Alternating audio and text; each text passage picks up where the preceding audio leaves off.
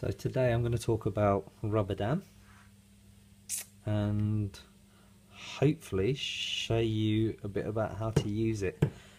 I don't claim to be any expert, but hopefully this will kind of give you a basic intro into its uses and how to use it, and the rest is over to you. It's just really trial and error. The more you use it, the better you will get. I mean, don't just make it a novelty that you kind of whip out every now and again. Try and use it routinely, because only by doing these things routinely will you actually learn. So hopefully you can see quite clearly my basic setup. I've got a little typodent model, so today we're just going to isolate this quadrant here. Okay, got a frame, got a sheet. This particular sheet is a brand Unident. I like it a lot because it's quite stretchy, so a lot of the time if I have to stretch it quite a lot, it doesn't tend to tear on me. It's quite nice as well when you're trying to invert it around the margins, and also looks good for your pictures. So if you want to put things up on a Style Italiano and get lots of likes, then you know, it looks even better. And you've got your punch, you've got your forceps over there, some widget, floss, got a little carver here which I basically just use to invert the dam once I've got it on, and then a wide selection of clamps. Good to have a lot of clamps because no one tooth is the same, no one situation is the same, so it's always good to have lots of tools at your disposal. Rubber dam's good. I mean, obviously it's great for adhesive dentistry because we need our working field to be as dry as possible, because working without it is so stressful. I mean, I don't know how many of you use rubber dam out there, but trying to do a composite, especially on a lower molar, without is a nightmare. And I remember when I graduated and doing them, and your concentration almost kind of wanes from actually doing the filling to trying to control the 101 cotton rolls you have around the tooth, and trying to keep the saliva away from the tooth, but also to stop the patient from annoyingly licking it as you're trying to fill it.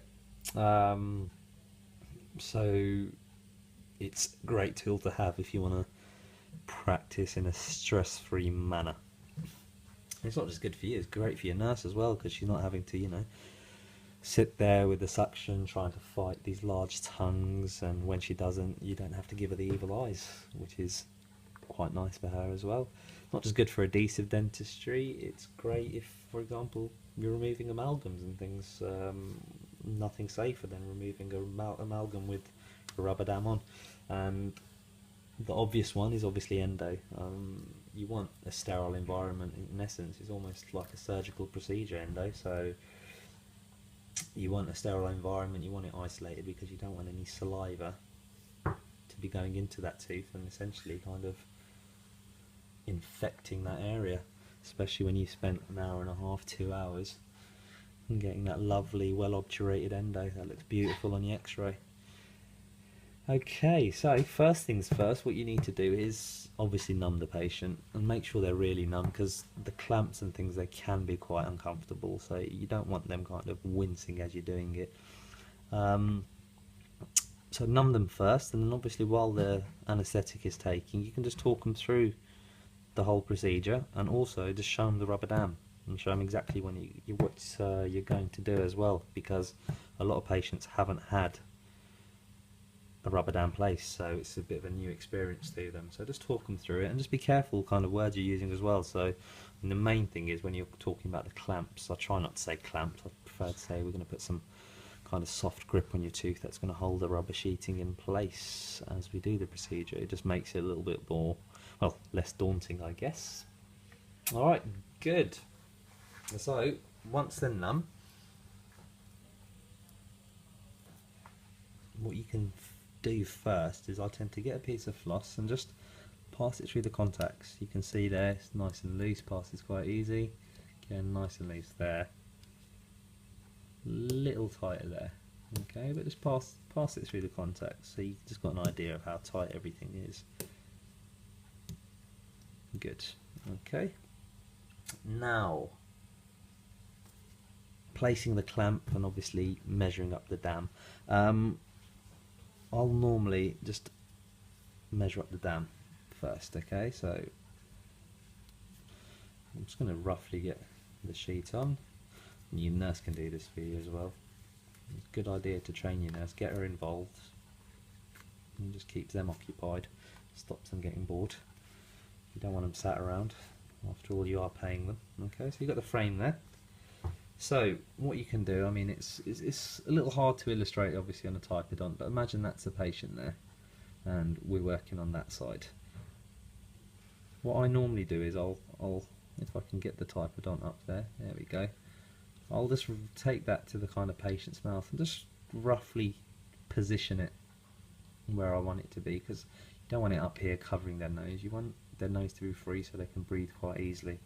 And with breathing in mind, what you can also do is sometimes, say we're working on this bottom left hand side, you could move the dam this way and punch more to this side, because then what happens is when you clamp, it actually leaves a gap on this side here through which the patient can breathe.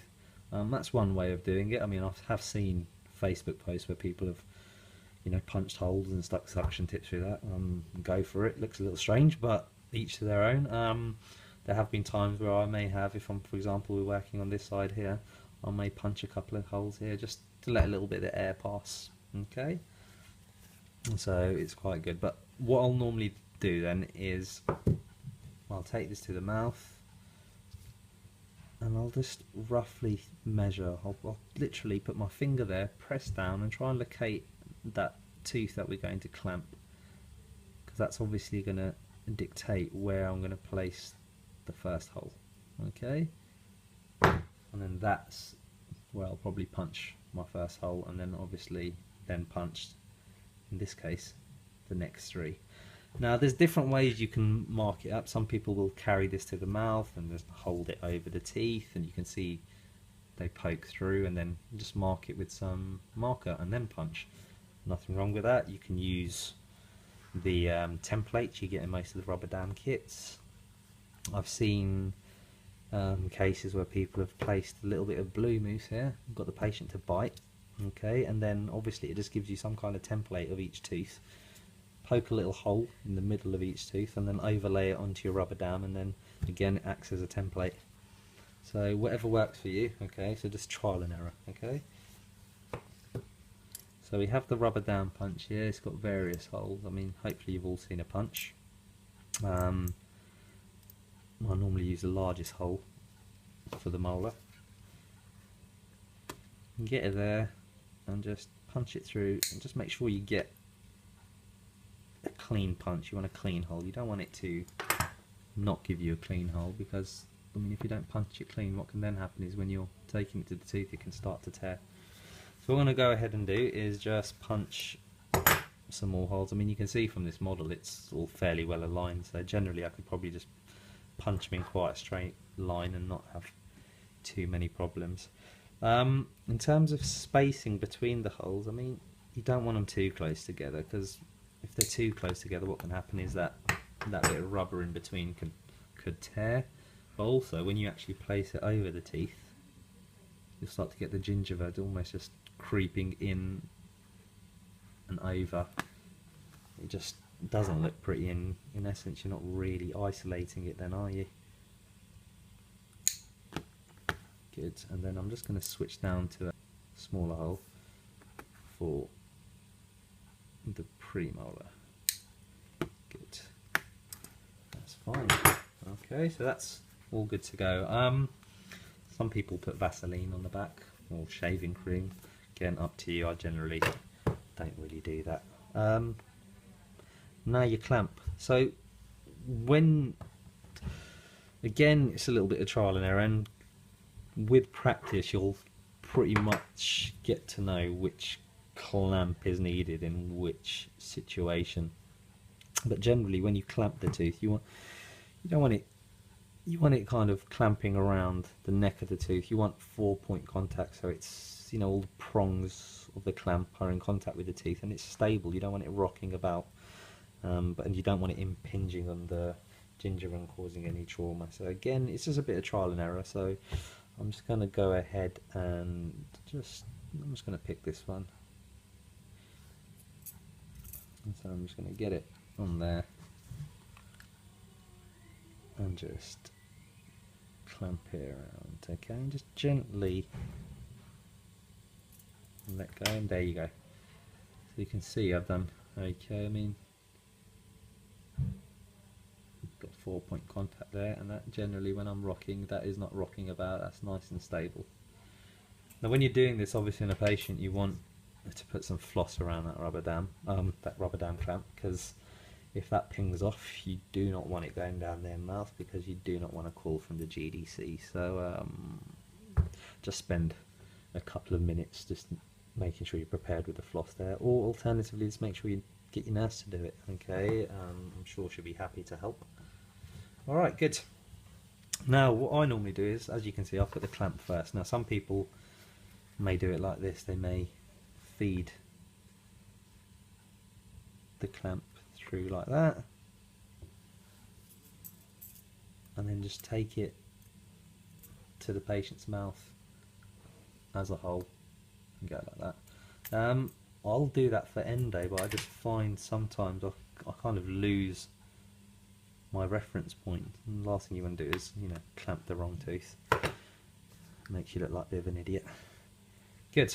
Alright, so what I'll then do is just carry this to the mouth. So I'll just stretch it like so. Just take it to the mouth, okay, and feed it over. Let's pick this up. Feed it over the back there. Good. Okay, so you can see it's fitted over the clamp there. Now the clamp I've used is actually wingless. Again, entirely up to you which clamp you use. I've got no preference.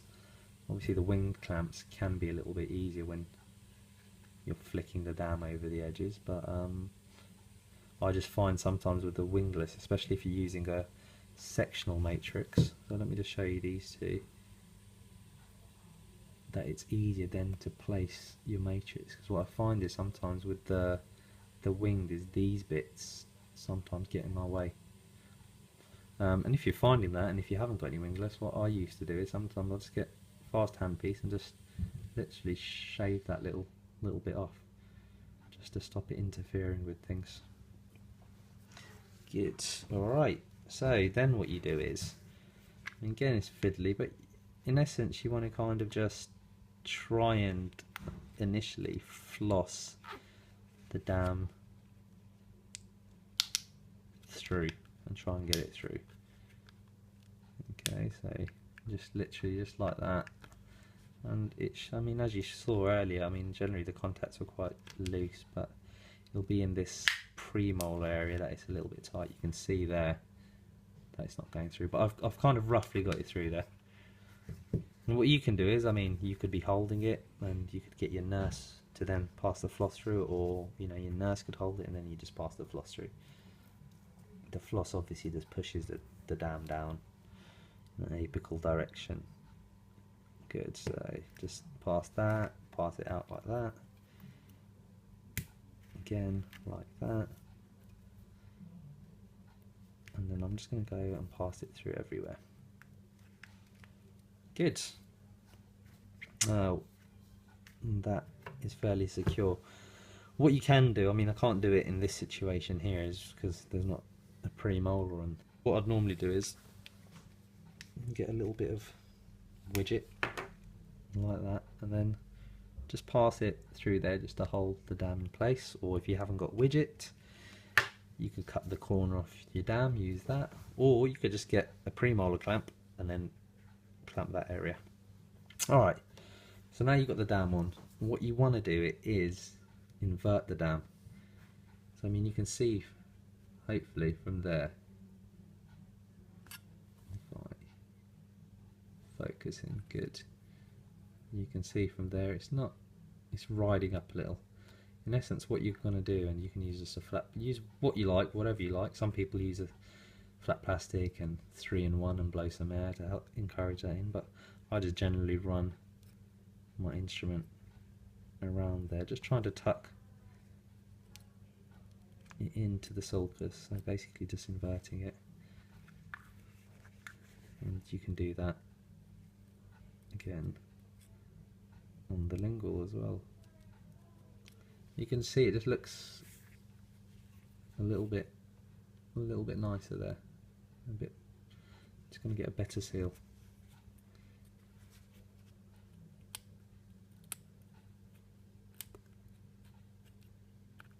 Good. All right.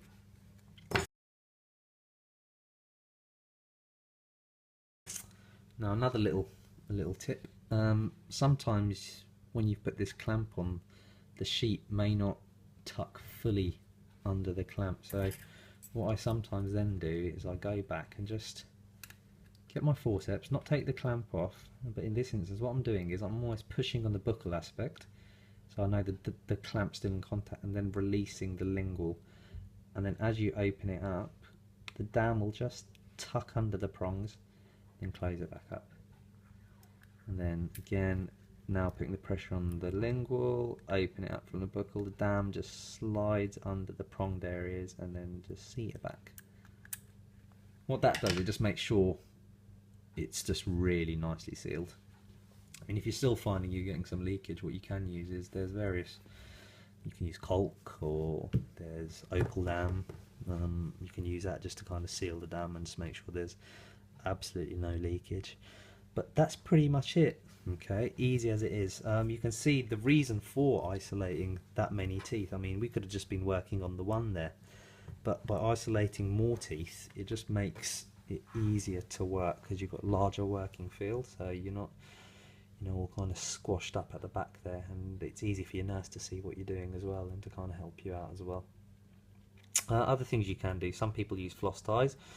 I use floss ties myself sometimes. There's some good videos on YouTube. I think Richard Field does a really good video on showing how to make a floss tie, so definitely search that.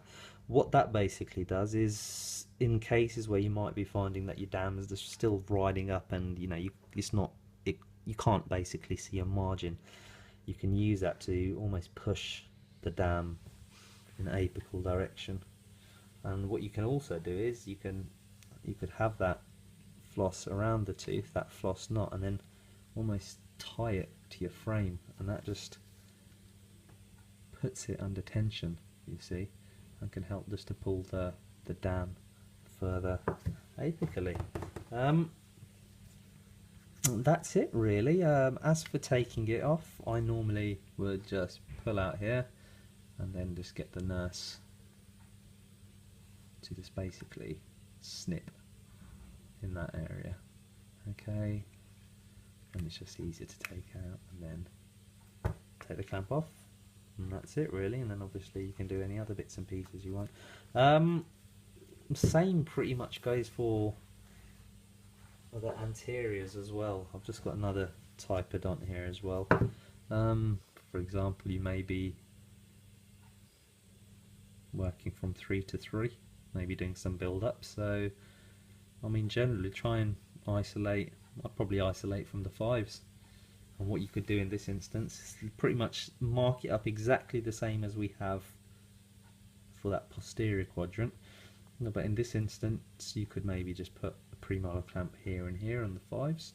If you don't want to clamp it, you could just use some widget and then just floss ties around, and just doing it much the same.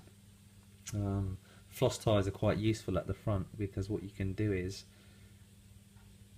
especially if you're doing something like, you know, cementing veneers, you can just put the floss tie and then pull it up and attach it to your frame, and that obviously pushes it up in an apical direction, just exposes the margin. So obviously when you're fitting the veneers and you're removing the cement, it just makes life a lot easier.